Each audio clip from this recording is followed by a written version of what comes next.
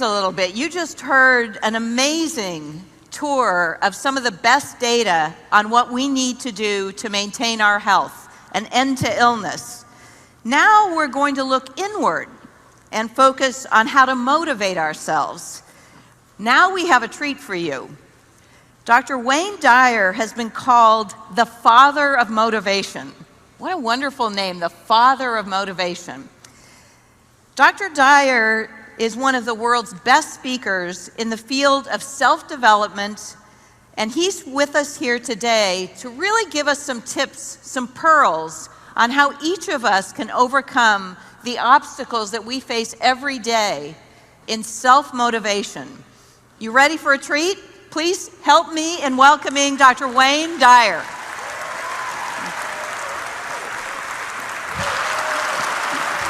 Thank you for being here.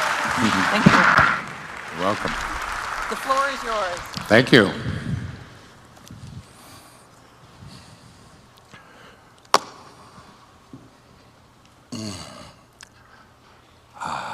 Good morning. My name is Wayne Dyer, and I'm 73 years old, and I have sex almost every day. Thank you. Almost on Monday, almost on Tuesday, almost.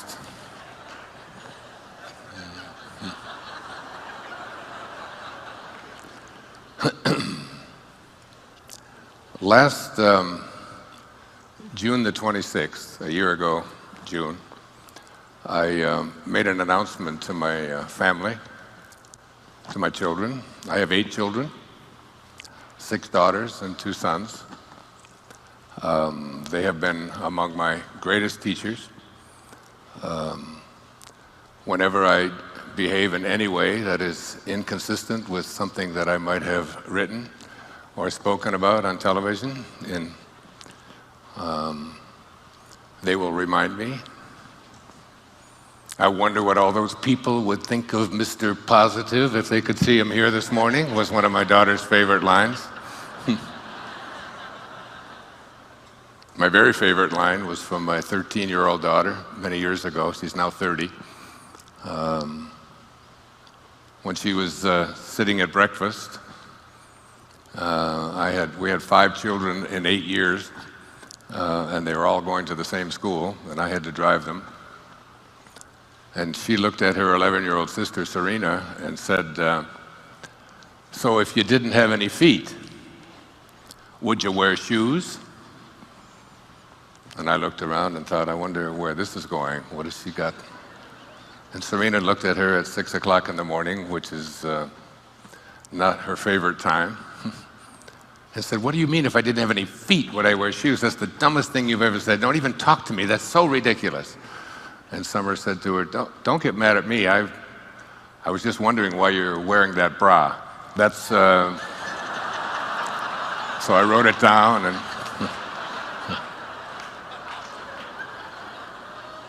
and I followed them around for my material. I say, come on, say something stupid. I really need something that... But on June the 26th of last year, I made an announcement to my family. I told them that I had written 41 books. Many of them I have been blessed to have appear on bestseller lists all around the world. And that I was not going to do that anymore. I had completed that part of my life, and I had some other things that I wanted to do, and I wanted to just sort of take it easy now. I'm 72 years old, and I don't want to have that that pressure to face those empty pages over and over and over again, as I've been doing since I was in my 30s. That was June the 26th. On June the 27th, I woke up and I began writing. And I wrote, excuse me, and I wrote, and I wrote, and I wrote for the next 5 months. And I couldn't stop. because there is something inside of me that is a calling. There is something moving the pieces around that is bigger than who I am and what this ego of mine says. And it's getting in touch with that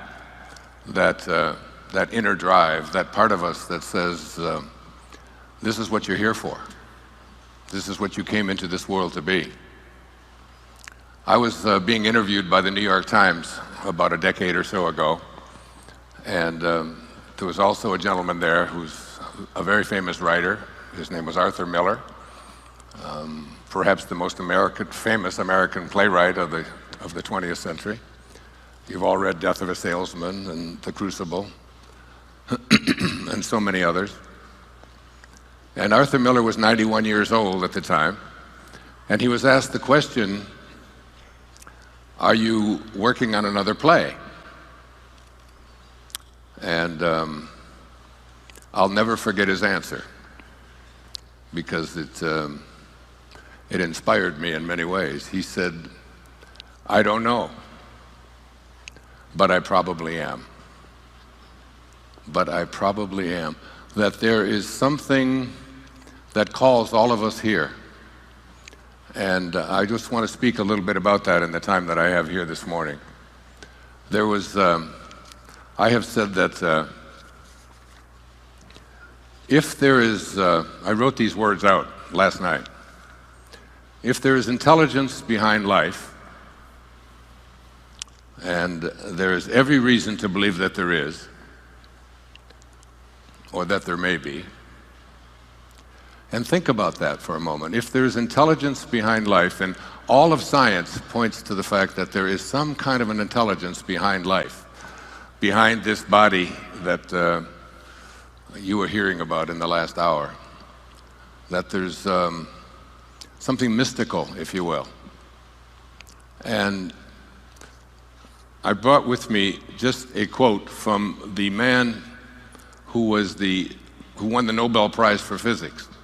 He was Einstein's greatest teacher. He was considered the father of modern quantum physics. His name was Max Planck. And on receiving the Nobel Prize for Physics, this is what he said. He said, as a man who has devoted his whole life to the most clear-headed science, to the study of matter, I can tell you, as the result of all of my research about atoms, this much, that there is no matter as such. That all matter originates and exists only by virtue of a force which brings the particles of an atom to vibration and holds this minute solar system of the atom together. We must, as scientists, all assume that behind this force is the existence of a conscious and intelligent mind.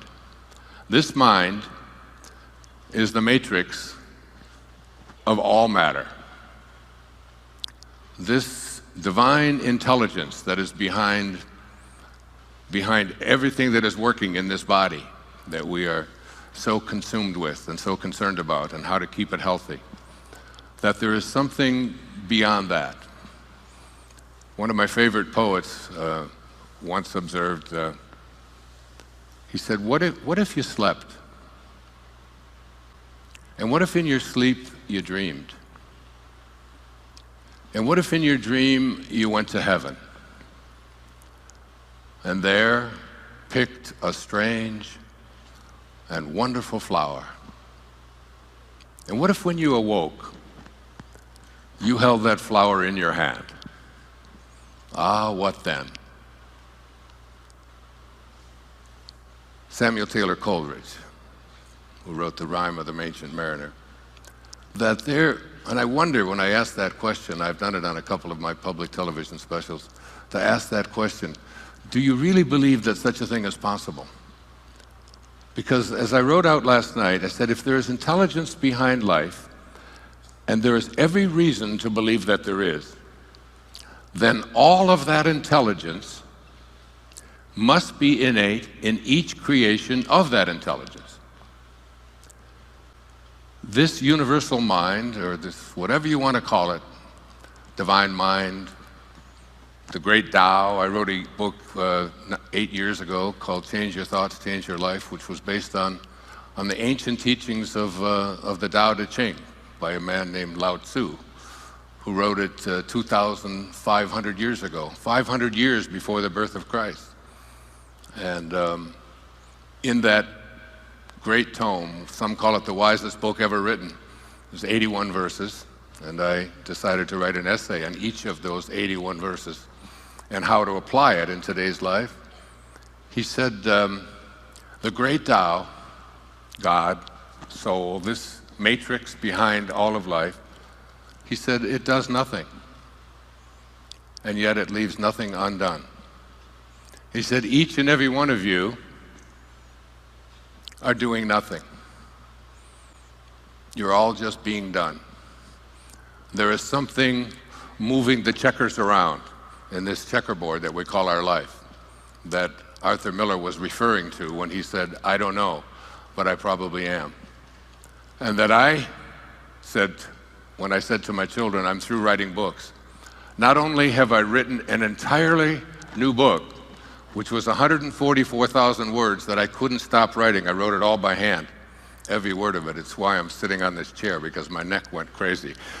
Sitting there, hour after hour, writing about all the significant quantum moments that have appeared in my life that turned the direction of my life from where it was headed into a right turn and sometimes into an about face.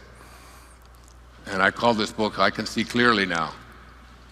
I can see clearly that the things that were taking place when I really thought that I knew what I was doing, and something else was in charge of the whole process. One of the famous observations of one of our great humorists, Mark Twain, he said, the thing that gets you into trouble isn't what you don't know. It's what you know for sure that just ain't so. And there's so much of what we know for sure that just ain't so. Just like what I knew for sure that I wasn't going to be writing. Not only have I written another entire book and looked at all of these significant factors and features that were really at play, moving me about, but I've written another book on top of that I'm about 3/4 of the way through, based upon how to apply the Bhagavad Gita, the great song of the Lord that Gandhi based his life on, and how we can apply it each and every day of our life. So there's a wonderful poem I want to share with you that reflects what Mark Twain was saying, that it's what you know for sure that just ain't so. It's called The Cookie Thief. It was written by Valerie Cox. A woman was waiting at an airport one night with several long hours before her flight. She hunted for a book in the airport shops and bought a bag of cookies and found a place to drop. She was engrossed in her book, but happened to see that the man beside her, as bold as could be, grabbed a cookie or two from the bag between, which she tried to ignore to avoid a scene. So she munched the cookies and watched the clock as this gutsy cookie thief diminished her stock. She was getting more irritated as the minutes ticked by, thinking, if I wasn't so nice, I'd blacken his eye. With each cookie she took, he took one too. And when only one was left, she wondered what he'd do. And with a smile on his face and a nervous laugh, he took the last cookie and broke it in half. He offered her half as he ate the other. And she snatched it from him and thought, oh, brother, this guy has some nerve, and he's also rude. Why, he didn't even show any gratitude. She had never known when she had been so galled, and she sighed with relief when her flight was called. She gathered her belongings and headed to the gate, refusing to look back at the thieving ingrate. She boarded the plane, she sank in her seat, then she sought her book, which was almost complete. As she reached in her baggage, She gasped with surprise. There was her bag of cookies in front of her eyes. If mine are here, she moaned with despair, then the others were his, and he tried to share. Too late to apologize, she realized with grief that she was the rude one, the ingrate, the thief. Isn't that beautiful? Valerie Cox.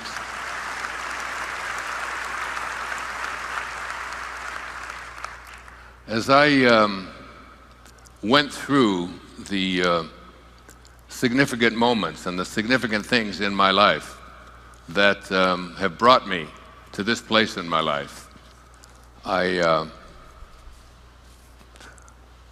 realized that I've been in some kind of ascended master training since the time that I was born. That if every single one of us come from this divine intelligence, which all of the quantum physicists tell us do, that particles themselves do not create particles, that everything comes from energy. This great program, all done through Salesforce, who, with your CEO, who I'm sitting next to here this morning, this was an idea. This was a thought. Everything, William Blake said, everything that now exists was once a thought, which means that everything that is ever going to exist must also be a thought. And the greatest gift that we've been given is this great gift of our imagination. And if we can't put something into our imagination and be able to create it, then it isn't going to be able to become hardened into an objective reality, where now over 100,000 people sign up for such a conference as you're attending today. It all starts with an idea. I just watched the film Jobs the night before last in my hotel room. And I can really relate, even though I think he might have missed out a bit on the kindness factor, but I can relate to this notion that when you have a dharma, when you have something that you came here to do, when there's a calling that you have, when there's an excitement that takes place within you, and when you can't let go of that excitement, that's really God talking to you.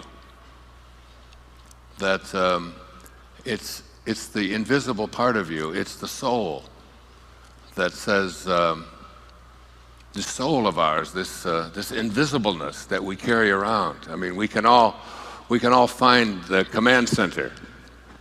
All the brain surgeons can go in and they can look and they can say, this is the command center where this causes this thing to happen, this causes that thing to happen. If I say I'm going to wiggle my finger, and you say, well, and then I have a thought, and then that thought gets transferred and 1 trillion cells start working, and my finger wiggles from a thought. And we can find the command center, we can cut it off, and we can do things inside the brain. But no one has ever been able to find the commander in the command center that says, I think I'm going to wiggle my finger. I think I'm going to move my left foot. I think I'm going to write a book. I think I'm going to create something. That place of being aligned, Herman Melville, writing in Moby Dick. This really relates to me because I live on an island, as does Mark. I live on Maui. He lives on the Big Island. And I'll be there tomorrow morning in the ocean. Melville said this in Moby Dick: for as this appalling ocean surrounds the verdant land, so in the soul of man lies one insular Tahiti, full of peace and joy, but encompassed by all of the horrors of the half-lived life. The half-lived life. When I get to the time when I leave this body, I will never say that I lived a half-lived life. I understand what Steve Jobs was saying when he would feel something so deeply inside and would be surrounded by people who couldn't share his vision, that there's something inside each and every one of us that drives us. And I was trained earliest to be a Jungian analyst by Carl Jung. And Carl Jung once observed, he said, he was talking about this idea that within each and every one of us there is this purpose. And he said, at the same moment that you are a protagonist in your own life and you're making choices, at the very same moment, you're also the spear carrier or the extra in a much larger drama. And he concluded that, and I've never forgotten this. He said, all of you are doomed to make choices. It sounds like such a paradox. If you're doomed, how can you be making a choice? So let me bring it into looking first at your own body. And you heard the doctor speaking before about your bodies, and so much of what he was saying I align with and relate to. Our bodies are what we are given to live out this incarnation, this time on this planet. I happen to be given a male body that's about 6'2", and it has hair that used to grow on its head and now grows in its ears, and all of these things. This is what I was doomed to. I mean, I'm not going to be in a female body. I'm not going to be in a body that has brown eyes when I have blue eyes, and so on. So in a sense, you are given this body. But you also have choices to make. And the choices that you make within this sense of being doomed, which is what he meant when he said you're a protagonist in your own life, but you're also a spear carrier in a much larger drama. That there is something bigger moving all of these pieces around. And this thing that is bigger, that is moving the pieces around, is something that you have to align with. And you can align with it in your body by treating it well, by feeding it the applause line, real food, by exercising, by watching how you relate to this body. You can make a huge difference, but you're still in this context of being doomed to make choices. Now look at the rest of your life. All of the things that brought you to this place, to this day, right here in your life.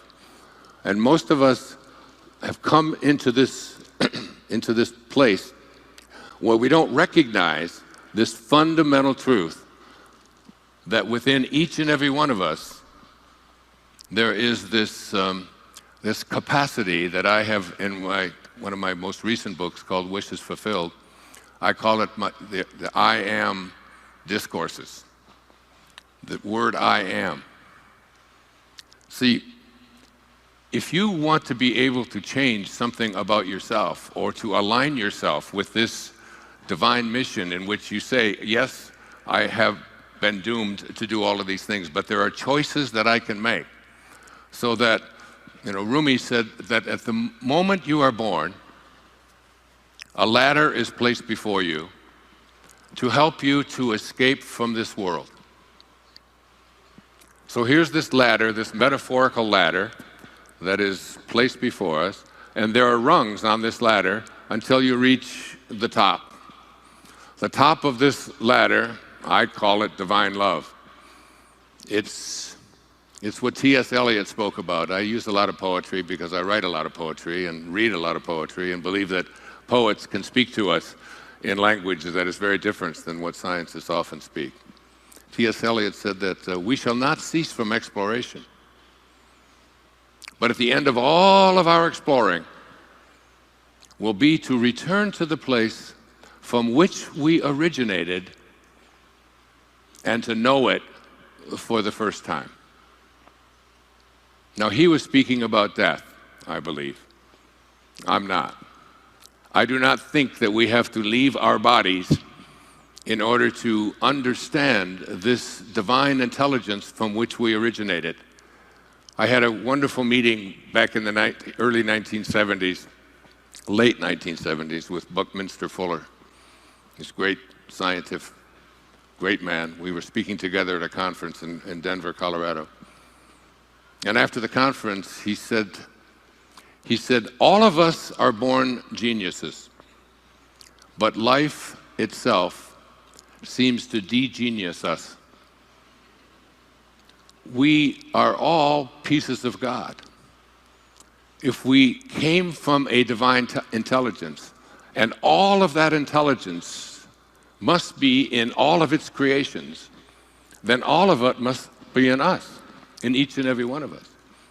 That all of us have these enormous capacities, these powers to be able to heal ourselves and to heal others, to manifest what it is that we want to place our attention on, to be able to create massive changes in our world, to bring peace to a place where there's so much violence and hatred.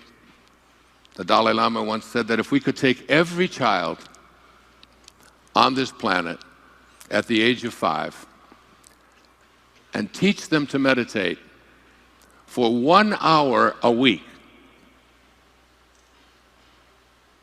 we could eliminate all violence that exists on our planet in 1 generation. Imagine 1 hour a week as a child, just thinking about compassion. We have so much violence in our world because we have violence in our heart. The violence that we have in our heart is because we have left our source of being, and we fill ourselves with rage and beliefs about who we are. But the truth is that most of us can't answer the simple question about who we are.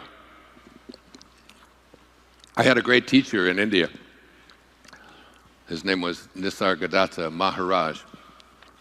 My friend Deepak Chopra, who will be speaking here soon with me, introduced him to me. And I read his great work, I Am That. And he was asked the question, what is real? Master, what is real? And his response was, that is real which never changes. Everything else is illusion. So, how does this apply to each and every one of us? What is there about you that has never changed? I have a picture of myself when I was 21 years old on the wall at home, and that was 50 years ago. There's not one cell of that body, that 21-year-old body, that's left here on this planet. It's all gone, every cell. And yet, I still persist. Here I am, in this body. And I sit here now in this 73-year-old body believing that this is me. But an hour from now, this body that I'm sitting in here will be a different body than the one I walked up onto the stage with. That everything in this physical domain is in a constant state of change, except for that invisible divine spark, the part of us that is real. And that part of us has a knowing about who we are and what we came here to be. Emily Dickinson, I just watched, Julie Harris just passed away about 2 months ago. And they announced that on TV, and I was watching, and she was 87 years old. And she portrayed Emily Dickinson in a film called The Belle of Amherst. She was from Amherst, Massachusetts, born in 1830. And so I ordered it. I had my children order this film for me, and they sent a copy of it to me. And it's a 2-act play. And it was Julie Harris just being Emily Dickinson, this recluse of a woman who wrote so much beautiful poetry. And She once said that, and when it was over, I watched the thing by myself in my writing space, in my sacred place. And as I watched it, I stood up when the audience stood up, and I gave her a standing ovation for as long as the audience could. I could not stop myself. It was so brilliant and so beautiful, something I encourage you to do. Julie Harris was just magnificent. I couldn't imagine being on stage and being so brilliant for such an extended period of time. Because I could not stop for death, he kindly stopped for me. The carriage held but just ourselves and immortality. This quiet dust, she would say, holding up a handful of dust, this quiet dust was gentlemen and ladies and lads and girls, was laughter and ability and sighing and frocks and curls. This passive place, a summer's nimble mansion where bloom and bees fulfilled their oriental circuit, then ceased like these. My beautiful mother passed away last July 22nd. And 2 days later, after she was cremated, she was 96 years old, they gave us an urn with her ashes in this urn. And I held this urn up, and I look at it and I say, surely this is not my mother. Not this handful of dust. Surely all of you are not what your ego has convinced you that you are. All of my accomplishments, all of my possessions, my reputation, how I'm regarded by others, all that I own, all that I've created, this great company, surely you're not these things, because they're not real. They're not real in the sense that they're always changing, just as your body is always changing. Surely that's not you. And coming into contact with who you are is the lesson that I learned in writing I Can See Clearly Now. I lived in an orphanage the first 10 years of my life. My father walked out on his family. My mother had 3 boys in 4 years by the time she was 22. And I was born in 1940, and my brothers were born in 1938 and 1936. My father just decided that he couldn't handle this. He was an alcoholic. He spent some time in prison. He was a thief. He was, by all accounts, the most evil of people. The kind of man that I did find difficult to have any love for, who would just walk away from his family responsibilities. My mother was able, when I was 10, by 1949, to remarry my father in another body, another alcoholic, abusive man that I lived with for 5 years. Because life gives exams, I guess, and if you don't pass them like algebra, you take it over until you get it. And that's what she did. And so I was reunited with my family. My middle brother, David, and I were together through all of the foster homes and all of the orphanages that we lived in, all of the random abuse and craziness that went on in those years. And we were finally reunited. And in the 4th grade at Arthur Elementary School on the east side of Detroit, I had a teacher. Her name was Mrs. Engels.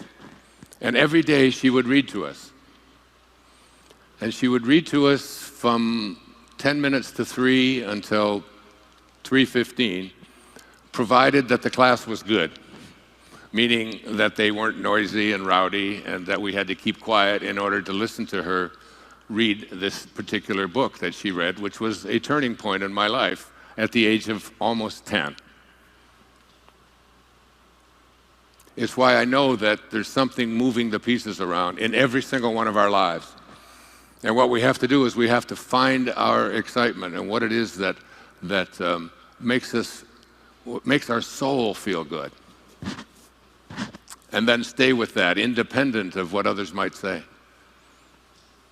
So I became the enforcer in the 4th grade at Arthur Elementary School, because when anybody would start to talk, I would walk over to them, or I would get them and tell them that they were not going to get to hear the story. And nobody really was that interested in hearing the story except me. I was just enthralled by this story. And the story was The Secret Garden. It was written in 1909. And it was the story of a little orphan girl, only I was a little orphan boy, who had just been reunited with his family, just met my oldest brother, didn't even know him before, my brother Jim. And I was finally living in a family and had a stepfather, but he was drunk every day. But what I learned in reading The Secret Garden and listening to The Secret Garden is that there is a secret garden inside each and every one of us, and that door opens inward. And there is a place within each and every one of us where we can see God at work. We can see God within ourselves. We can know that we are pieces of God. We are sparks of God. We must be like what we came from. We came from this intelligence that Max Planck spoke about, the matrix of all matter. And all of its creations must contain all of its intelligence, so that it's in all of us. The ability to have that secret place, that inner Tahiti, full of peace and joy. There was a little boy in that book named Dickon who always looked at the positive side of everything. He could just never talk about death, and he would never talk about sickness, and he'd never talk about what was wrong, because he said, what you talk about, you become. What you think about becomes your reality. I was 10 years old.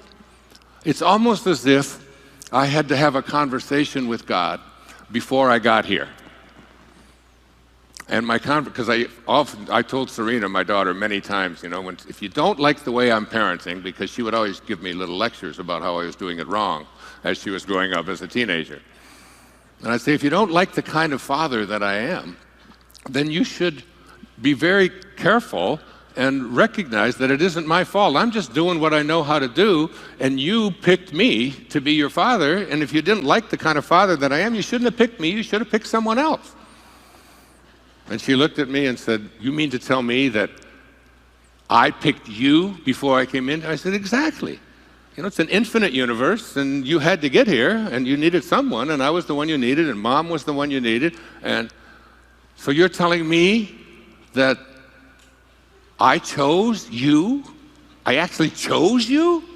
I said, yes, you did.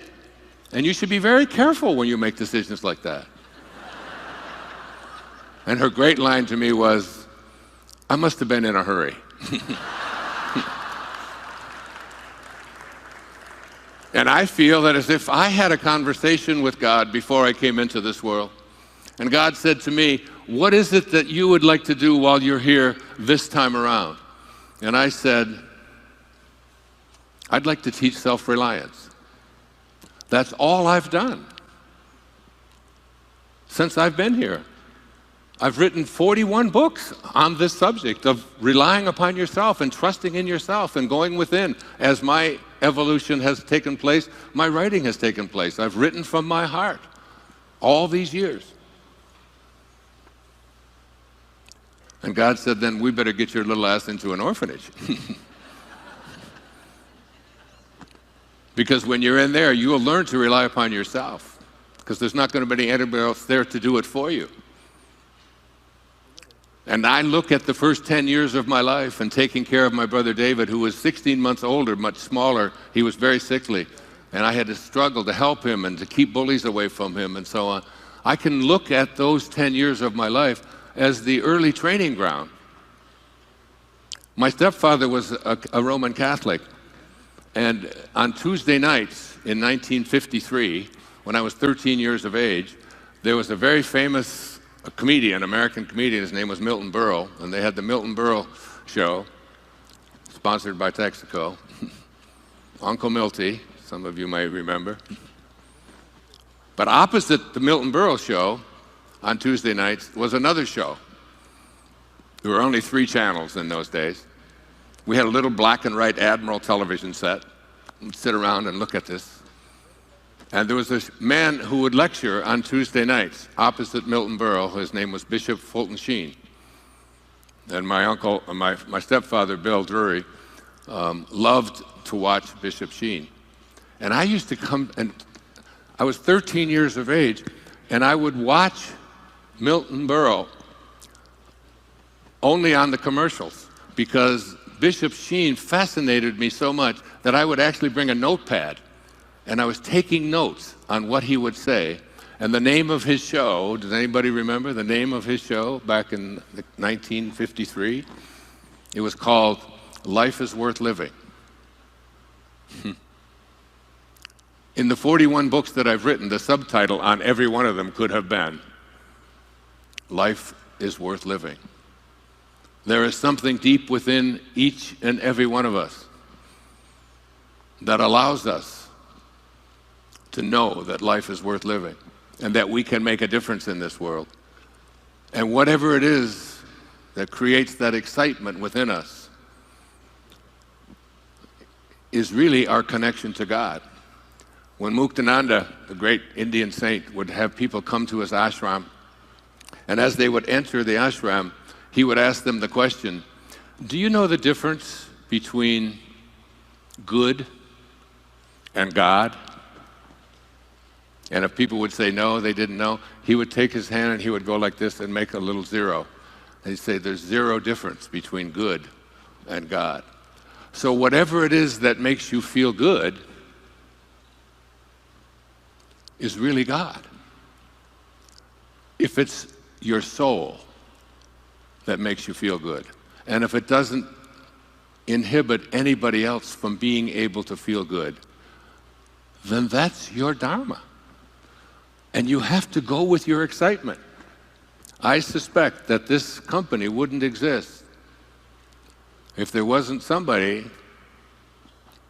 that had an idea inside of them that made them feel good about how can we help to transform people's businesses so that they can live more successful and happy lives.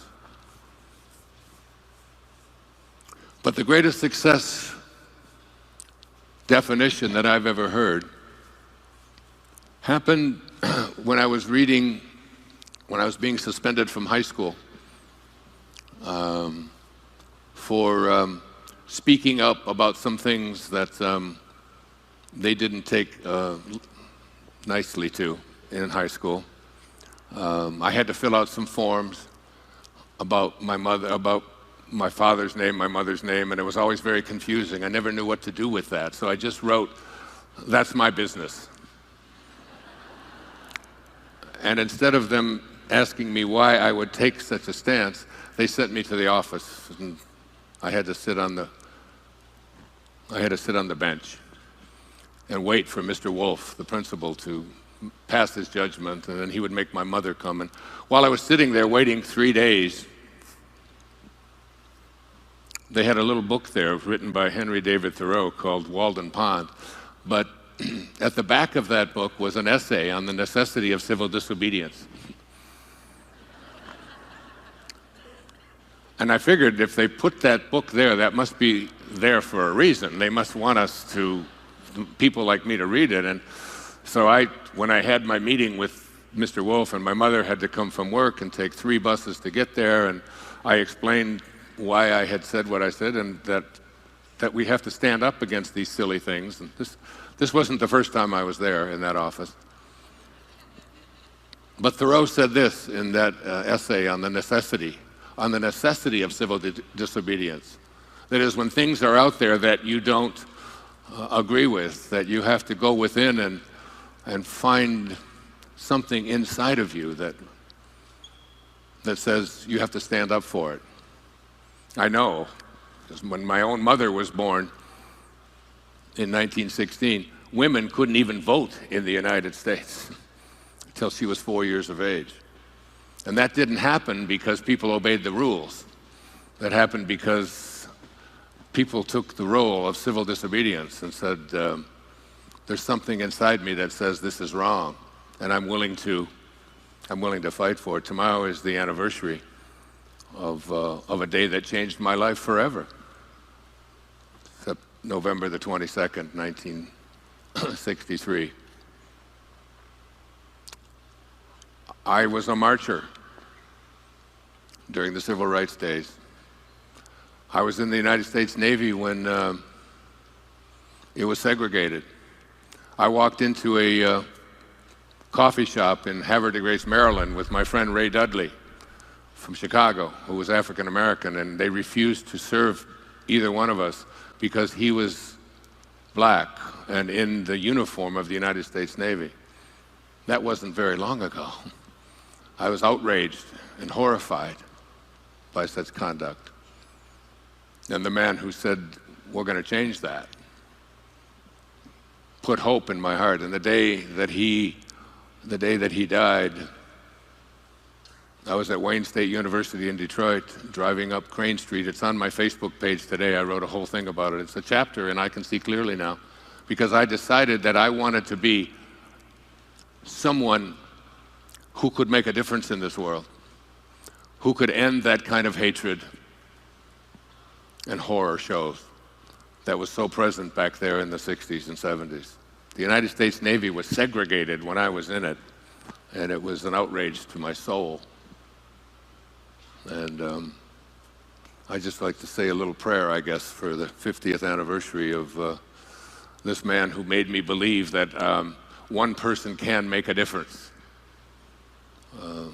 He put hope in my heart and in my soul. And Thoreau's definition of success was this. He said, if you advance confidently in the direction of your own dreams and endeavor to live the life which you have imagined, you will meet with a success unexpected in common hours. That's what my life has been about. It's been dedicated to this idea of advancing confidently in the direction of my own dreams and endeavoring to live this life which I have imagined. And the key word there is dreamed and imagined. Your imagination is your greatest gift. Anything that you can place into your imagination can harden into a reality if you follow very specific principles. I outlined them in detail in Wishes Fulfilled. If you begin to assume the feeling of a wish fulfilled, if you begin to know within your heart that what it is that you came here to be and came here to do. I was so blessed as a young doctoral student to have as a mentor a man many of you read when you were in college. His name was Abraham Maslow. He's most famous for his hierarchy of needs. At the top of this pyramid, he said, there is something inherent in each and every one of us. The base is just our needs to take care of our bodies, to feed them well, to give them enough rest, to do all of these kinds of things. And then our needs to belong, and our needs to fit in, and our needs to be loved. These are all part of this hierarchy of who we are as human beings. But at the very top is this apex, this little corner of the pyramid. It's called self-actualization. To actualize your life in the way that you came here to actualize it. And Maslow said that there are certain people who come into this world who live from a self-actualized perspective. And there's certain things about them, there's certain qualities that they possess. There's a certain way that they go about their life. and that they're very seldom understood. I thought about that a lot the other night as I was watching Jobs. I think about it as I was sitting next to your CEO, Mark. And I think about it in terms of my own life. Because so many people are willing to come into your life and tell you what your dharma ought to be. That you should be doing this. That you should live that way. That when you place your thoughts on what other people want for you, or when you put your thoughts so much on what you don't want, or what's missing, or what you can't have. And self-actualized people don't think like that. The day that I became acquainted with Dr. Abraham Maslow was because the principal in the school where I was a school counselor got the flu. And she changed the whole course of my life that day when she got the flu. Because she got the flu and was sick, I had to address the entire parents group of the school that I was teaching at in Michigan, Mercy High School. And that, the day after Labor Day, in 1966, I addressed the students and their parents on what I had a vision for what the school year was going to look like. I was 26 years old. I had just received my master's degree and was ready to peruse all of the different ways of studying for a doctoral degree. I was going to study Jungian analysis. I was going to study Skinnerian approach to psychology. I had all of these ideas on what I wanted to do. And a girl named Nancy Armstrong walked into my office. Now, these are quantum moments. Maslow called them peak experiences. She walked into my office, and I look back at this as I wrote I Can See Clearly Now, and I think about this so profoundly. It was like she handed me a book. It was a compendium of great contributors, Yeats and Freud, and I mean every scholastic area of inquiry was in there. There was about maybe 80 or 90 essays in there. And she said, "My mom heard you speak last night, and she was so taken by what you said that she got this book because she's a member of something called the Book of the Month Club. And the Book of the Month Club gives a bonus to people for buying so many books, and they gave her this, and she's never going to read it, but she thought because of what you said last night you would like it." And I read this collection of writings, and I looked at it, and I thought, this is interesting. And that afternoon, I was to go down and file my plan of work for my PhD program. And rather than drive down and face the traffic going into downtown Detroit, I was at the University of Michigan and Wayne State University. I sat and read an essay called The Whole Man by Abraham Maslow. And Maslow was the first person that I'd ever seen in the field of psychology who spoke about we should not be assessing who human beings are and what they're capable of doing based upon what's missing or what's wrong or what they can't do or their weaknesses. We shouldn't study neurology, neurological disorders. We shouldn't study how psychotic people are or how neurotic they are. We should look at the greatest achievers who've ever walked among us, know that they all came from the same intelligence, and recognize and help people to find that within themselves. And as I read this essay, I was so taken by it, and he talked about the qualities or the characteristics of what he called self-actualizing people. And he said the number one quality and characteristic of these people who live at the apex of what he called self-actualization, who are way beyond just taking care of their biological needs, who are way beyond their social needs, who are way beyond needing to be loved and so on. These are people who came here with a purpose. These are people who have a dharma. These are people who won't let anyone else determine what it is they're going to be. He said the number one quality of these people is that they are independent of the good opinion of other people. They listen to an inner voice that only they can hear. They have a soul inside of them. Their soul, I wrote this out the other night about the soul. The ideal of the soul, this inner part of you that says, I think I'm going to, the commander in the command center that's in each and every one of you that is processing the words that are coming out of my mouth, not this body that's sitting there. It's going to change, and it's going to be something different. Every minute, it's going to change and be something different. I'm talking to your soul. I'm talking to the invisibleness within you. The ideal of the soul, the thing that it aims for, is neither knowledge, nor light, nor happiness. The ideal of the soul, the ideal of your innerness, who you are, not this body you're in, but who you are, the observer to that body, is space. It's immensity. Why? Because it's infinite.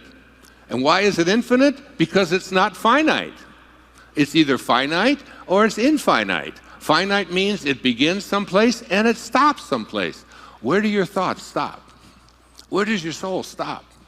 It doesn't. So therefore, anything that's inside of you that is infinite has got to expand. It has to expand. It needs to keep growing.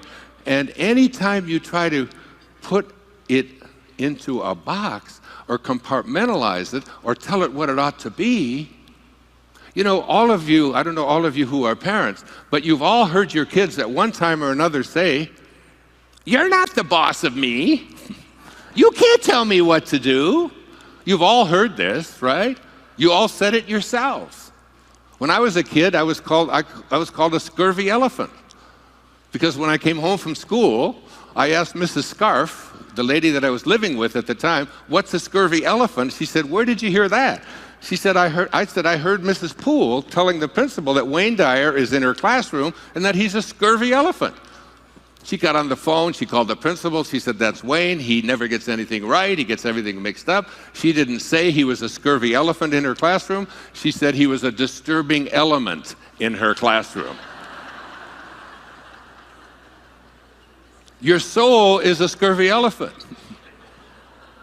That inner part of you that wants to expand, it has a theme song.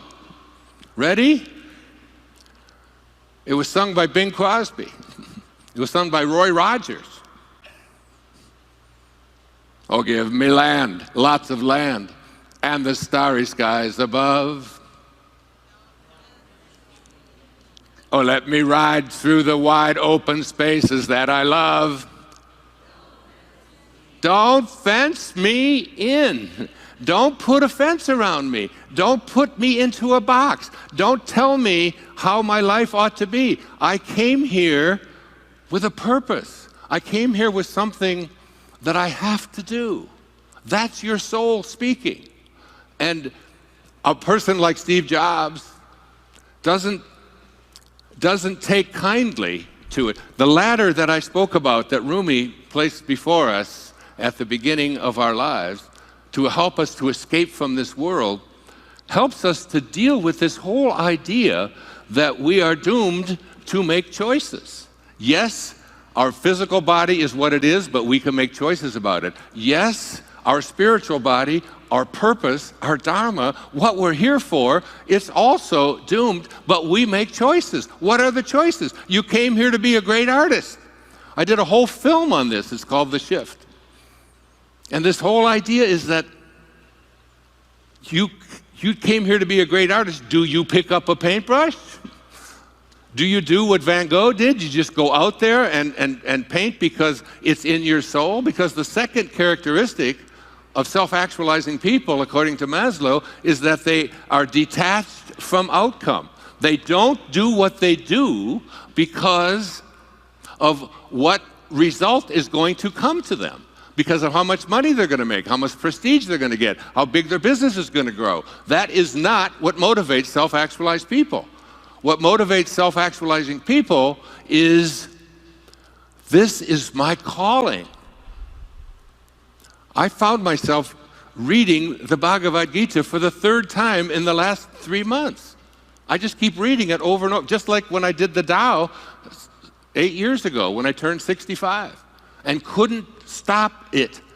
And the teachers showed up. The Buddhist proverb is that when the student is ready, the teachers will appear. It's not whether there's teachers there's teachers everywhere. Everything is a teaching. The question isn't whether the teachers are there. The question is, how willing are you to pay attention? How willing are you to listen to that inner voice that no one else can hear? That little scurvy elephant in there that says, "You're not the boss of me. You can't tell me what I'm here for." You have to, It takes a kind of fearlessness, because fear is such an omnipresent force in our lives. You hear the doctor talking about cancer, so much of it. I just had a person on my last public television special named Anita Moorjani, who wrote a book called Dying to Be Me. An amazing book, an amazing woman who had end-stage cancer. She was down to 82 pounds. No one who had ever had that level of cancer had ever even survived. She had hours to live. They were whispering in her ear. She was flatlined practically. And she, from the other realm, from the other vision, was told by her father, who had passed 10 years before, you can go back. You have something to teach. And she didn't want to. Now remember what Mark Twain said, and remember the cookie thief.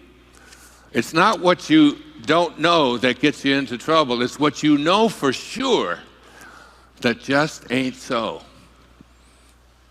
My philosophy has always been, have a mind that's open to everything and attached to nothing. Open to everything. All things are possible. Jesus said it so beautifully in the New Testament. I don't have to say it. With God, with your highest self, with this place of divine love, all things are possible. And when you have this knowing within, this is what I'm here for. This is the song I came here to play. Independence of the good opinion of other people, detachment from outcome. I do what I do because of the passion I feel. I am not here because of what you paid me to be here for. I am not here because of any need that I have to sell another book. I am not here for anything external to myself. I am here because I have a passion within me, the same passion that I felt 50 years ago tomorrow when the President of the United States, the man that I believed could change what happened to Ray Dudley and myself in Havre Grace, Maryland, back there in 1961. That we can, when we get something into our hearts, a different kind of love. The great Peter Dunov, a great Bulgarian scholar and spiritual master, who Albert Einstein said of Peter Dunov, he said, the whole world bows before me, and I bow before Peter Dunov. Peter Dunov, in 1944, the year that he died, when the country of Bulgaria was overrun by the Nazis, was the person responsible for not one Jew being sent to the concentration camps, because he contacted the Tsar and was able to keep them from sending the people that were on the trains.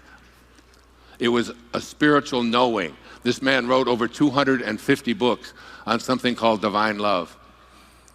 A kind of love that I aspire to. A kind of love that is beyond the ego. The ego is this part of us that has edged God out, E-G-O. It's edged God out. Rabindranath Tagore, the great Indian poet, said, speaking of the ego, I went out alone on my way to my tryst. But who is this me in the dark?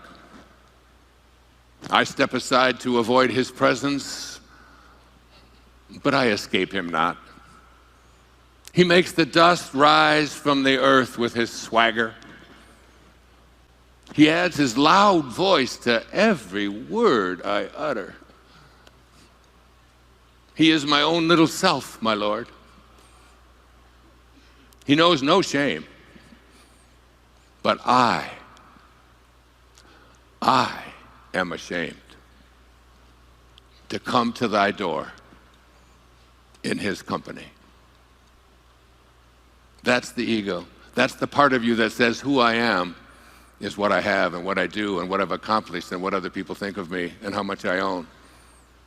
And all of those external things. Maslow said that self-actualizing people do not even see appearances. They see the unfolding of God in everything and everyone they encounter. Much like Mother Teresa, whose presence I was graced to be in 1989. She said, when she was asked the question on KTAR radio in Phoenix by Pat McMahon, my dear friend, is there anything I can do for you, Mother Teresa, to help you with the work that you have come here to do? And she said, no. I just came here to support the homeless shelter that was built here in Phoenix, where I stayed last night. He said, but Mother Teresa, I could raise money. This is a 50,000 watt clear channel station. We go all over the United States. Could I just do anything for your ashram in Calcutta? And she said, no, Pat. She said, stand up. She was about 4'10" herself. He said, Mother Teresa, we could raise money. She said, I'm not interested in raising money. I'm here to support the homeless shelter. He said, isn't there anything that I can do? And she said, there is one thing that you can do for me. She said, tomorrow morning, get up at 4 a.m. and walk out onto the streets of Phoenix and find someone who's living there who believes that he's alone. And you convince him that he's not. It makes me cry. She said, every day I see Jesus Christ in all of his distressing disguises. This is what Peter Dunoff talked about with something called divine love. He said there are three kinds of love. There's human love, and human love is a love that changes, and it's a love that varies. And we all know that kind of love. I love you, but you forgot my birthday, not so much. I love you so much last night, but today you didn't brush your teeth, you don't smell so good. Whatever, I love you. It changes and it varies. And then he said there's what he called a spiritual love. And a spiritual love is the love that never changes, but it varies.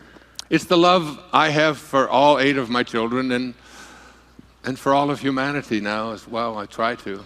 It's my aspiration. No matter what they do or how they may disappoint you or whatever things that they may have done that you find anathema or difficult to handle, you still love them. You still love them. It's a love that never changes. Even the parents of the people who commit these heinous crimes, they still have love for their children. It varies. Yes, it varies. It varies even with our own children, but it never changes. But then there's a love that he called divine love. And divine love is a love that never changes, and it never varies.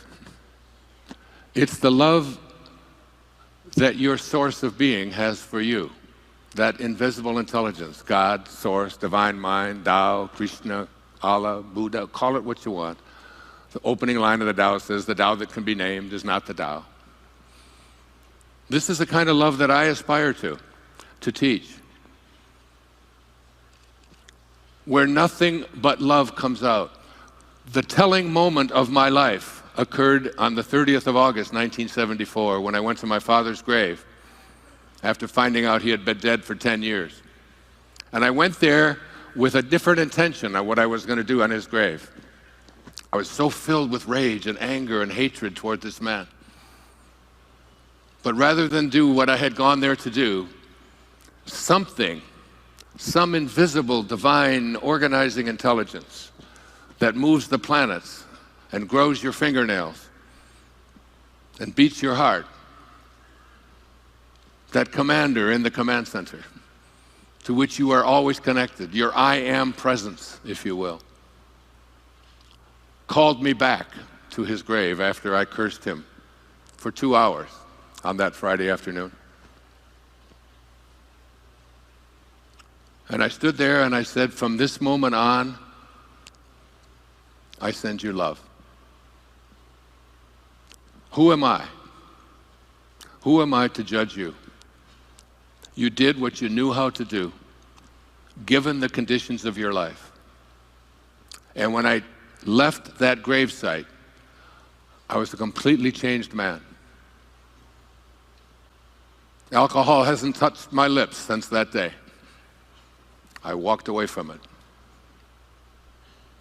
I got myself into the best shape of my life. I began running, and relationships began to change.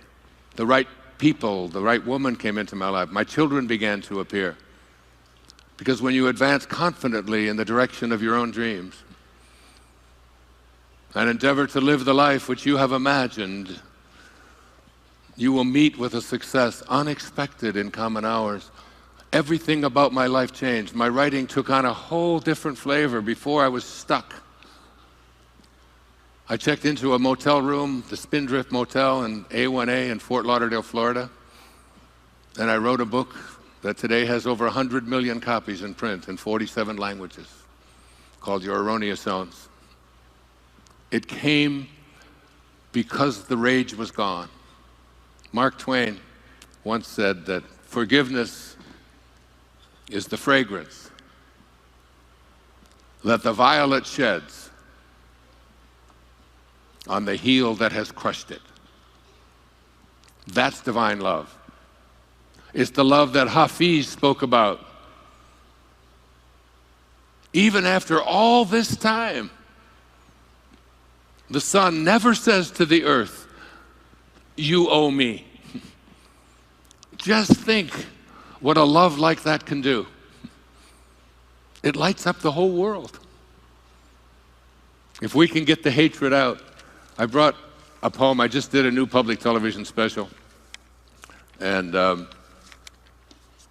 I closed it with this. We built a treehouse. It'll be airing beginning in June. And I speak about divine love, and I do a seminar every year in Maui, and you're welcome to come. Well, you're almost welcome. It's almost sold out.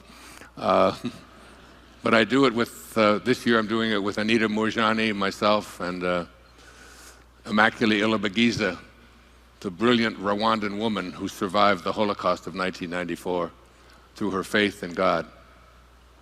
Saints that I'm going to be presenting divine love 2 days in January. But this is one of the favorite poems. It gives me what my kids often call the tinglies. That goose flunch. Goose? Did I say goose? It's like goose, only it's goose. Goose flesh. It's called In a Treehouse by Hafiz. And we built this beautiful treehouse, and it's you'll love it. You'll see it on PBS. Light, said Hafiz, will someday split you open even if your life is now a cage. For a divine seed, the crown of destiny is hidden and sown on an ancient fertile plain that you hold the title to. This is where you came from. This is what I spoke about with T.S. Eliot when I first came out. This whole idea that there is an intelligence that you will come to know. Listen, for a divine seed, the crown of destiny is a hidden and sown on an ancient fertile plain that you hold the title to. This is your destiny. Love will surely bust you wide open into an unfettered, blooming new galaxy. Even if your mind is now a spoiled mule, a life-giving radiance will come. The friend's gratuity will come.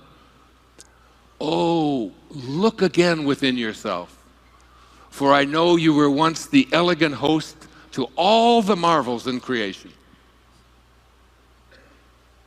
From a sacred crevice in your body, a bow rises each night and shoots your soul into God. Behold the beautiful, drunk, singing one from the lunar vantage point of love. He is conducting the affairs of the whole universe while throwing wild parties in a treehouse, on a limb, in your heart. Hafiz. Poetry, so beautiful. When you take that last breath, your body My dear friend Ram Dass, that Mark was speaking to me about before, who lives with me on Maui, when he celebrated his 80th birthday, we were all asked to just say something special to him, and he's one of my dearest and closest friends who wrote Be Here Now and was instrumental in one of those turning points that I wrote about in I Can See Clearly Now. And I gave him a line from William Butler Yeats, the great Irish poet. I said, Ram Dass, this is what Yeats said about an old man. He said, an aged man is but a paltry thing, a tattered coat upon a stick, unless soul claps its hands and sings, and louder sings, for every tatter in its mortal dress. We're all just tattered coats on a stick, unless we find our soul, that part of us that doesn't want to be fenced in. The great Patanjali, 2,300 years ago, when you are inspired by some great purpose, some extraordinary project, all of your thoughts break their bonds. Your mind transcends limitations. Your consciousness expands in every direction. And you find yourself in a new and a great and a wonderful world. And then he said, dormant forces, that is, forces that you thought were dead and inaccessible to you, dormant forces, faculties and talents come alive. And you discover yourself to be a greater person by far than you ever dreamed yourself to be. You discover yourself to be God, to be a piece of God, that intelligence that is in all of its creations. Said Rumi, you who seek God apart, that which you seek, thou art. If you want to seek the beloved's face, polish the mirror and gaze into that space. Because in every moment of your life, ladies and gentlemen, I promise you, you have this choice. You can either be a host to God or a hostage to your ego. It's your call. Thank you, and God bless you. Thank you. Thank you so much. Thank you. Thank you. Thank you. Thank you. Thank you. Thank you. Namaste. Thank you very much. Thank you so much, Wayne. I don't even know where to start. I'm worried I'm the stubborn mule of your last poem. So this session is all about all of these folks whose lives are filled with hectic everything, thinking about their personal health. How do you define personal health?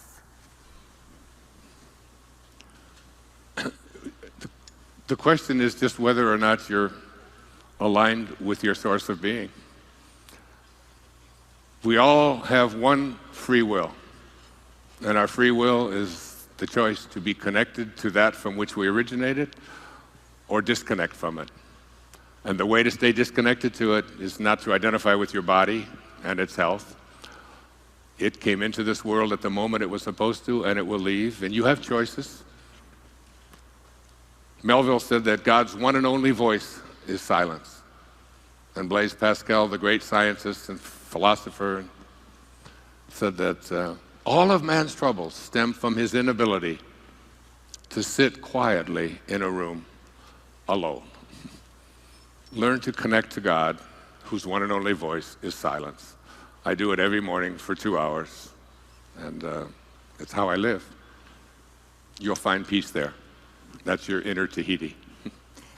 Please join me in thanking Dr. Wayne Dyer. Thank you so much. Thank you.